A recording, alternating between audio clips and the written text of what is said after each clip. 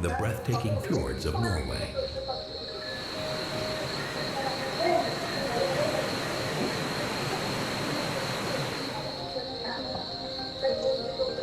Why is a land once the terror of Europe, with its ferocious Viking warriors, now the most peaceful and happy nation in the world?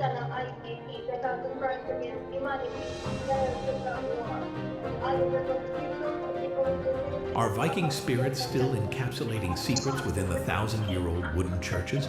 Or does the secret lie in the apocalypse vault, holding humanity's last hope beneath the permafrost?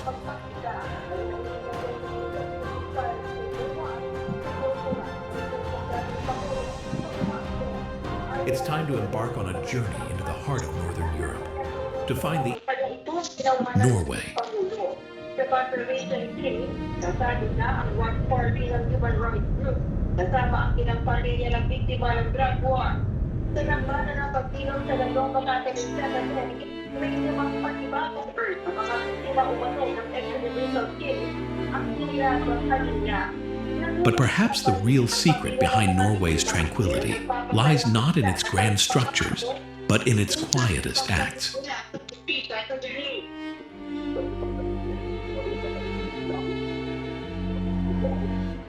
In the 1940s, where a small object became the sharpest weapon of unwavering resolve. It was something very ordinary, something few people paid attention to, wearing them on their lapel as a silent signal of solidarity, of always standing together, even under occupation.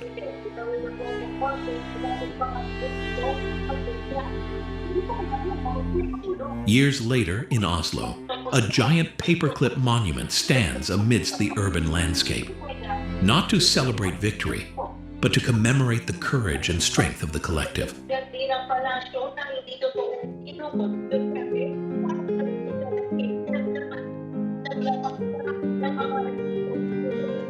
It is not just a memory of a time of war, but has become a guiding principle for how Norwegian society functions today.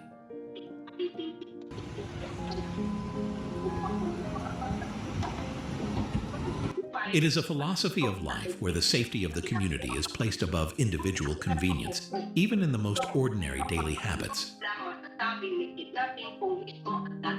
In Norway, buying alcoholic beverages has never been an easy decision. Every essential item is available on supermarket shelves, but there's certainly no sign of any hard liquor. Light beer is the absolute limit of what you can find here. Anything stronger is excluded from regular shops. If you want a bottle of wine or whiskey for dinner, you're forced to go to a single place. This system is called Vinmonopolet, a government-run chain of stores aimed at controlling and slowing down alcohol consumption rather than encouraging it. The interior is designed to be minimalist and formal. Opening hours are extremely limited, usually closing early and completely closed on Sundays. There's no such thing as conveniently buying an extra bottle of wine while shopping at the grocery store.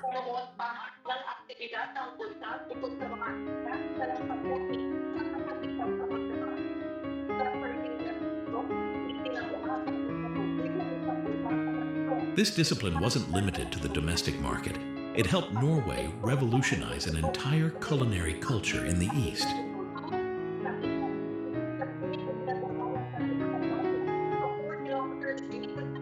Many believe salmon sushi is a long-standing Japanese tradition, but in reality, it was a great marketing ploy. Before the 1980s, the Japanese absolutely avoided eating raw salmon due to fear of parasites. For them, this fish was only fit for grilling.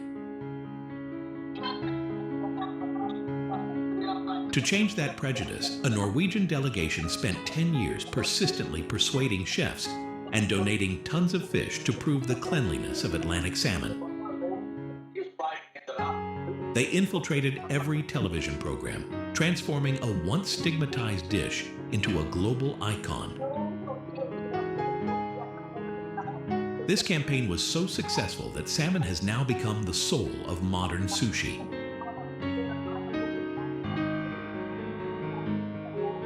Today, Norway holds the position of the world's #1 salmon exporter, with an annual output of over 1 million tons. What you call Japan's national spirit and essence actually originates from the fjords of northern Europe.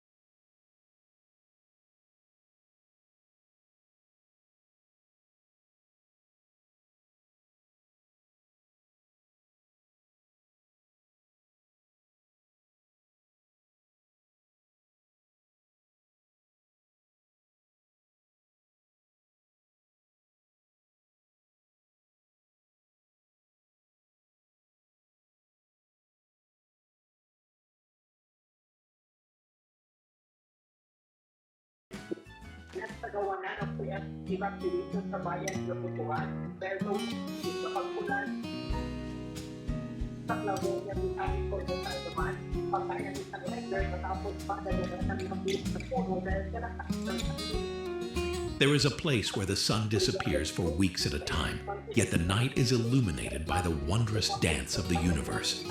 That place is Tromsø.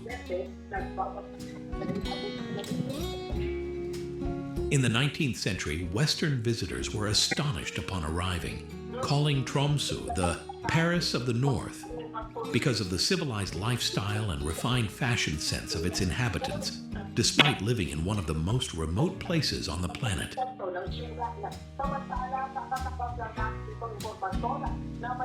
The architecture here is a contrast between old and new.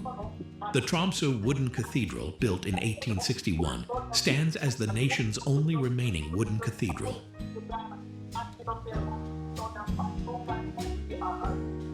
In contrast, the Arctic Cathedral, built in 1965, is a modern structure. Stacked white concrete blocks mimic the image of an iceberg, sheltering a 75-foot-tall stained glass window behind the altar.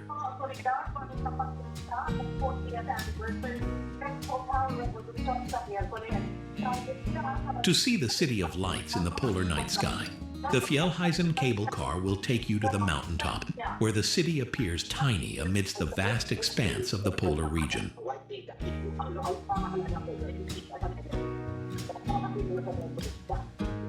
Geographically, Tromsø lies directly beneath the auroral zone, the region with the strongest geomagnetic activity on the planet.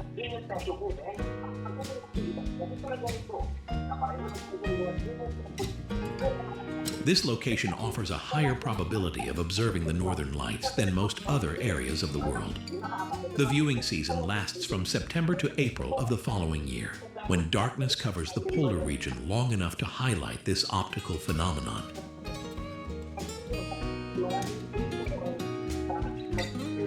Even from the city center, you can still see streaks of green or purple light appearing in the sky on clear nights. This is the result of the physical interaction between energetic particles from the sun and the Earth's atmosphere.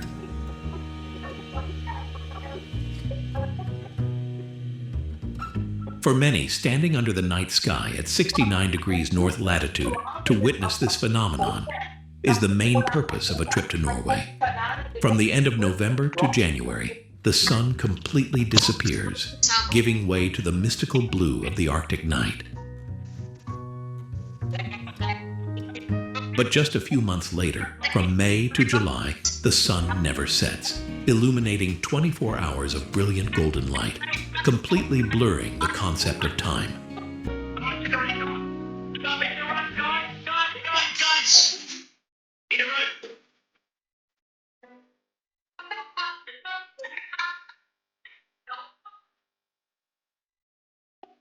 Long before Tromsø became a university town or a gateway to the Arctic, this land belonged to the Sami.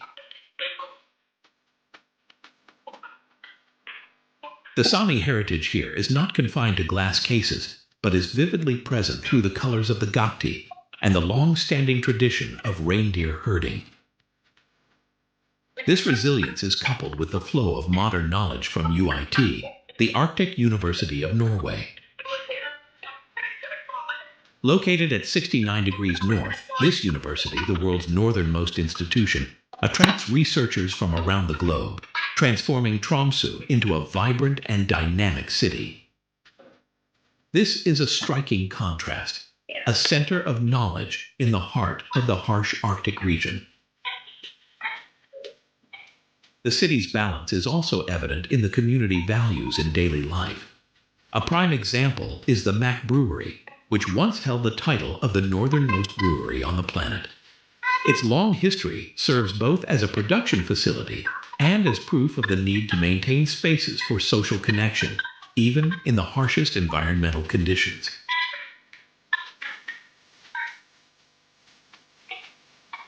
Throughout the long winter, a local philosophy emerged, Kosali. Amidst the freezing cold, they lit candles, decorated the streets with lights, and maintained outdoor activities such as skiing and ice swimming to keep their spirits high.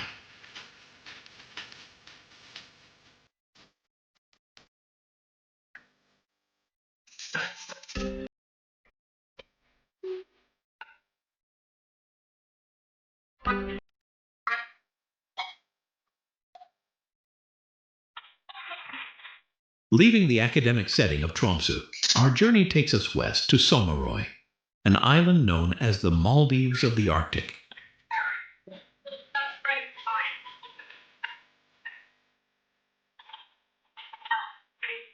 The access to the island is via curved bridges spanning the crystal-clear blue sea, connecting Somaroy with the larger island of Kvaløya.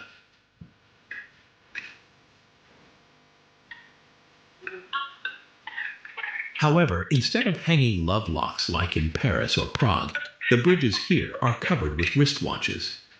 This is a unique ritual for visitors before entering a land where time has no meaning.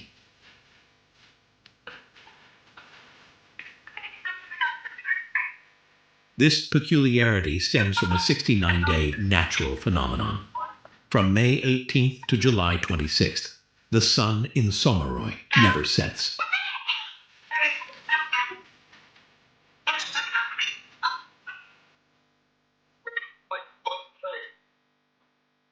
For over 2 months, the concept of day and night is completely erased. You can see locals painting their houses, gardening, or children playing soccer at 2 in the morning as a normal occurrence. Because of this unique circadian rhythm, the island's inhabitants did something very unusual. They applied to the Norwegian Parliament to be recognized as the world's first timeless land. They wanted to officially eliminate rigid opening hours and scheduling pressures during the summer.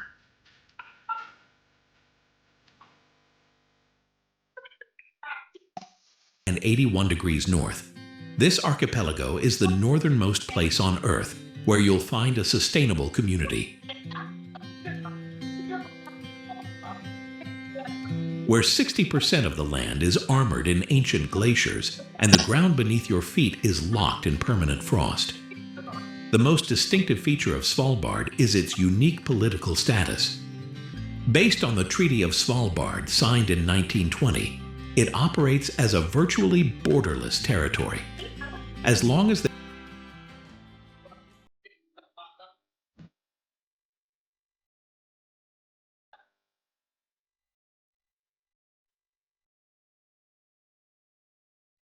At the heart of life on these harsh islands is Longyearbyen, a tiny town that holds the record for being northernmost in almost every human amenity.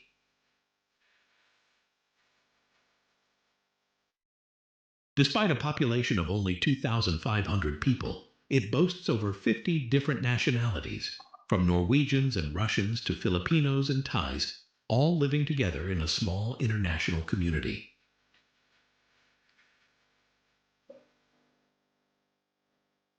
It's home to the northernmost university, church, and even an ATM. The environment here demands specific survival rules. Because it's located in the heart of polar bear territory, leaving the town without a high-powered rifle is completely illegal.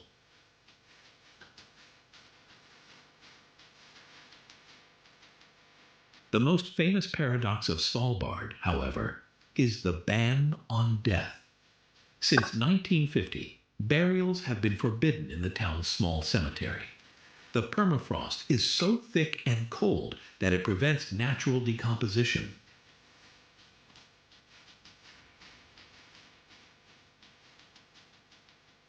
When researchers examined bodies from the 1918 Spanish flu pandemic decades later, they found the virus was still perfectly preserved in the frozen tissue.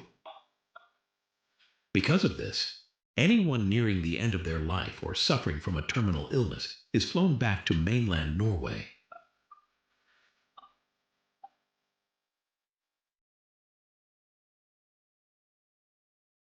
Even her daily routines were strictly regulated. Residents carry a Svalbard card, a rationing system that limits how much liquor or beer a local can buy each month.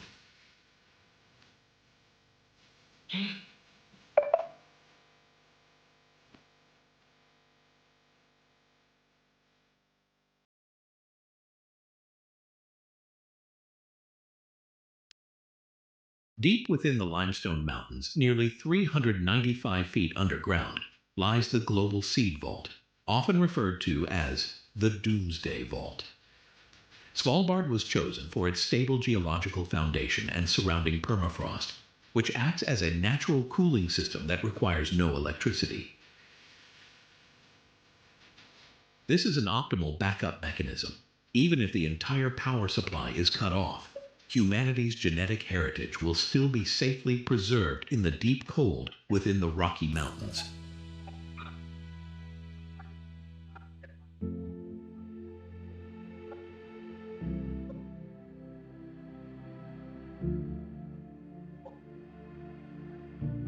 If the seed vault symbolizes hope for the future, then not far away, a ghost town nestled silently amidst the ice tells a completely different story of humanity's decline in the face of nature. Deep within the Arctic wilderness lies Pyramiden, a Soviet-era coal mining settlement that time seems to have forgotten. It used to be a bustling place with over 1,000 residents. The town was abruptly abandoned in 1998, leaving behind a sprawling landscape of silence. Today, it is preserved by the dry, cold air of the north. Inside the apartment buildings, libraries, and cinemas, everything remained exactly as it was the day the last. The room still lingered, as if the residents were still looking forward to return.